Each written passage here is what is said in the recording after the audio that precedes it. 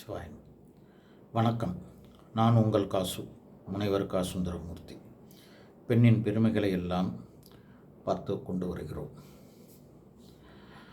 அப்படி நற்குண நற்செய்கைகளை கொண்ட ஒரு பெண் மனைவியாக ஒருவனுக்கு கிடைத்தால் அவன் பாக்கியசாலி என்று பார்த்தோம்.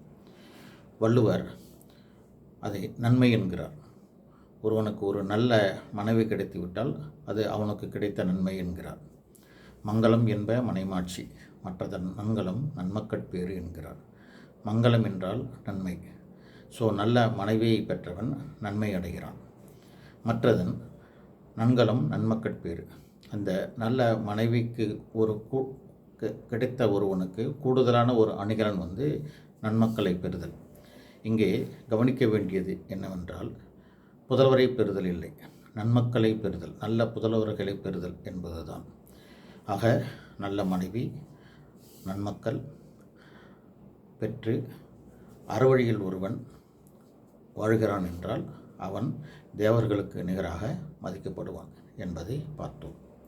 ஒரு ஆடவன் 25 வயதில் சம்பாதிக்க தொடங்கி திருமணம் செய்து கொள்கிறான்.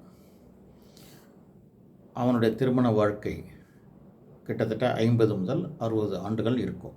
அதாவது ஒரு மனிதனுடைய லைஃப் ஸ்பேன் 75 80 வயசுன்னு சொன்னால் அவன் 50 60 ஆண்டுகள் குடும்ப வாழ்க்கை வாழப்போகிறான். மனைவியோடு, குழந்தைகளோடு, பெற்றோர்களோடு, உறவினர்களோடு. அப்படி வாழ்கிற வாழ்க்கை என்பது ஒரு ஒரு மகிழ்ச்சியான வாழ்க்கையாக இருக்க வேண்டும், ஒரு நிறைவான வாழ்க்கையாக இருக்க வேண்டும். அதற்கு அடித்தளமாக அமைவது மனைவி தான். இப்போது 50 மாடி கட்டிடம் கட்டுகிறோம் என்றால் அதற்கு எவ்வளவு ஸ்ட்ராங் ஃபவுண்டேஷன் வேண்டும் என்பது உங்களுக்கு தெரியும். இதுதான் அடிப்படை. இப்படி ஒரு நல்ல மனைவி கிடைத்து விட்டால் அதை விட பெரிய பேர் எதுவுமே இல்லை. பொன், பொருள், பணம், அழகு இதெல்லாம் பெண்களுக்கு நிரந்தரமானதல்ல. வயதாக அழகு குறையும்.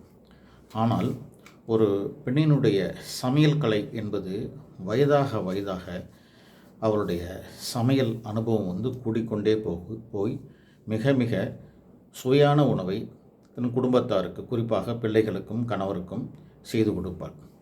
ஆனால்தான் இன்று வரையிலும் உள்ள ஆணாக இருந்தாலும் சரி, பெண்ணாக இருந்தாலும் சரி, தற்போது இளைஞர்கள் ஆணாக இருந்தாலும் சரி, பெண்ணாக இருந்தாலும் சரி, எங்கள் அம்மா சமையல் போல் வருமா அப்படின்ட்டு சொல்கிறார்கள். எங்கள் ஆயா பாட்டி சமையல் போல் வருமா அப்படின்னு சொல்கிறார்கள். அவர்களெல்லாம் இந்த சமையல் செய்து ஆட்சி செய்தவர்கள். அவருடைய கணவன்மார்கள் ஆண்கள் சம்பாதித்து கொண்டு இவர்கிட்ட கொடுத்துருவாங்க. இவங்க தான் இல்லத்தை ஆள்கிறார்கள். இல்லத்தை ஆண்டு ஆட்சி செய்வார்கள். இந்த சுவையான உணவாலே எவ்வளவு பெரிய முரடனாக இருக்கக்கூடிய கணவனை கூட கைக்குள் கொண்டு விடுவார்கள். அது ஒரு மிகப்பெரிய சக்தி. அதை தற்போது நாம் கொஞ்சம் கொஞ்சமாக இழந்து வருகிறோம்.